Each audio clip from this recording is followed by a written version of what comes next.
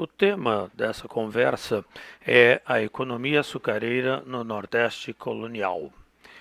Quando o rei Dom João III de Portugal se decidiu definitivamente pela colonização do Brasil, isso a partir de 1530, os portugueses se depararam com uma série de problemas e de questões. Afinal, não se tratava de atravessar um oceano e mudar de hemisfério para fazer experiências. Eles desejavam, claro, ganhar dinheiro e muito e o mais rápido possível com a sua nova possessão no continente americano.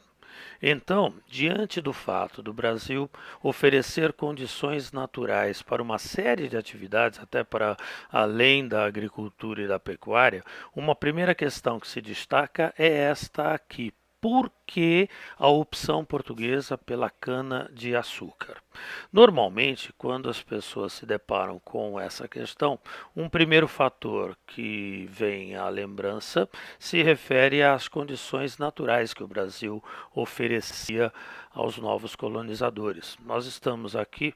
falando da natureza brasileira desde aquela época, é claro, nos referindo às condições dos solos, o solo de Massapê em particular, bastante adequado à agricultura, à cultura da cana-de-açúcar e muito comum no Nordeste, aos climas com os quais a cana-de-açúcar se deu maravilhosamente bem e que o Brasil oferecia. No entanto, apesar desse fator condicionante, ou além dele, nós vamos considerar pelo menos mais três fatores que seriam determinantes na escolha pelos portugueses da atividade canavieira no Brasil colonial. Aliás, em relação às origens da cana-de-açúcar, que não são americanas, cabe afirmar que comunidades humanas já conhecem alguma coisa parecida com o açúcar desde 7.000 anos antes de Cristo, mais ou menos, na região de Papua Nova Guiné. O rei Alexandre Magno, na sua passagem pela Índia, isso por volta de 327 a.C., já se referiu a um certo bambu do qual se podia extrair como que um mel sem a necessidade de abelhas. Ou seja, vindo do Oriente, passando pela China, pela Índia, o açúcar se desenvolveu, se expandiu pelo norte da África, pelo sul da Europa, pelas penínsulas Ibérica e Itálica, foi parar nas Canárias, já no Atlântico, na Ilha da Madeira, para atravessar o oceano e vir parar no Brasil e em outras regiões das Américas. Retornando, aliás, a esses nossos fatores, em relação à Ilha da Madeira, nós já podemos destacar um outro fator interessante, ou seja, os portugueses que colonizaram essa ilha atlântica já desenvolveram ali uma experiência bastante interessante em relação à produção de cana-de-açúcar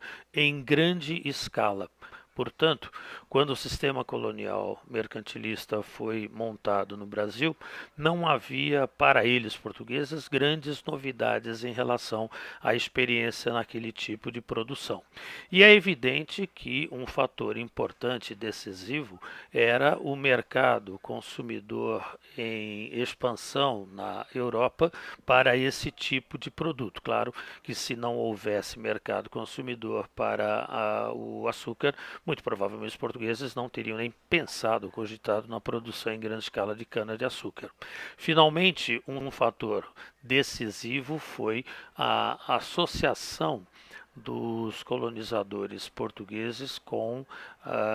os seus sócios flamengos, ou seja, da região das cidades de Amsterdã, Rotterdam, Utrecht, Antuérpia, Haia, que tiraram o grosso do dinheiro ou financiaram o capital para a montagem dos grandes engenhos na região nordestina do Brasil.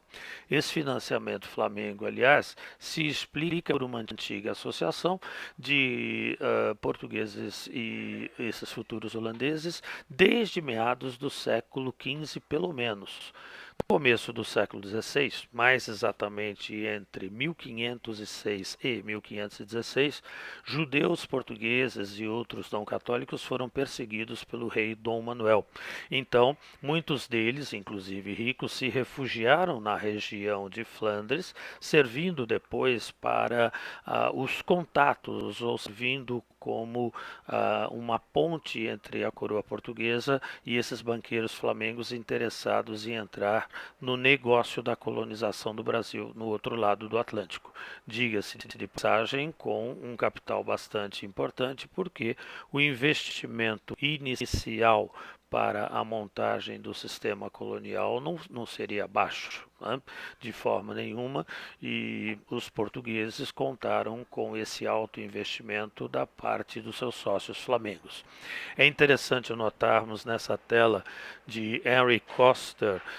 O Engenho do Açúcar, tela do século XIX, mas inspirada na forma como os engenhos já se haviam organizado no Brasil desde o século XVI, o espaço por excelência da agroindústria do açúcar, da qual faz parte a moenda, onde os trabalhadores escravos estão desenvolvendo a transformação da matéria-prima da cana-de-açúcar no produto agroindustrial que é o açúcar, isso já de uma forma um tanto sofisticada, observe-se aqui a roda d'água, como uma forma de energia para a movimentação desta máquina que era a agroindústria do engenho, onde se desenvolveu a sociedade colonial portuguesa no Brasil a partir do século XVI.